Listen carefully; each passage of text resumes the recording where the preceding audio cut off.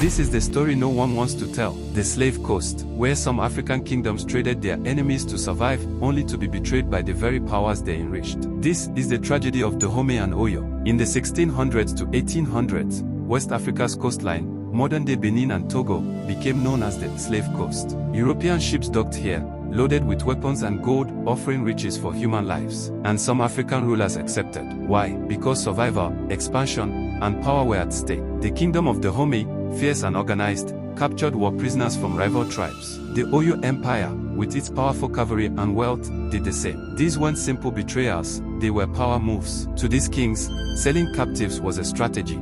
Trade your enemies before you become one. They used the profits to build palaces, train armies, and expand territory. The Dahomey Amazons, an elite female military unit, were partly funded by this trade. Oyo's influence stretched far because of it. The kingdoms thought they were in control, but behind the gold and trade agreements, the Europeans had a plan. They weren't here to partner, they were here to conquer. First, they destabilized regions with guns and conflict. Then, when the kingdoms were weak from internal wars, they turned their weapons on their former allies. By the late 1800s, the French came for Dahomey. King Bihanzin resisted bravely, but his armies were no match for European artillery. He was captured, exiled to Martinique, then Algeria. His kingdom, once mighty, was absorbed into French West Africa. Meanwhile, the Oyo Empire suffered internal collapse. Corruption, rebellion, and European pressure crumbled what was once a powerful force. The British filled the vacuum, turning Yoruba land into part of their colony. The very people who sold others became victims of the same empire. The betrayal was complete. This is not about shame, it's about truth. These were desperate times. Kingdoms faced constant war,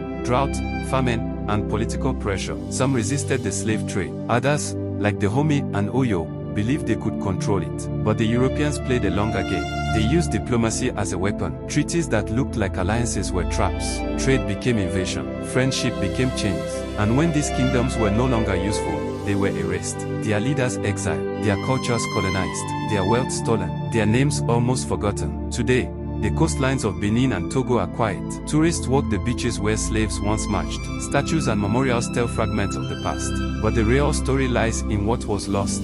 Millions taken, kingdoms broken, deals made in desperation that opened the door for conquest. This is the legacy of the Slave Coast, not just a history of trading bodies, but of betrayal. It is a warning: when you sell others into chains, you may be next. When you trade justice for power, power devours you. The kings thought they were rich, but the cost was far greater than gold. Their betrayal became their own doom. Their silence still haunts these shores, and the ocean still whispers the names of the forgotten. The Slave Coast wasn't just a trade route, it was a trap, and its story must never be forgotten. Don't forget to repost this video and subscribe to our YouTube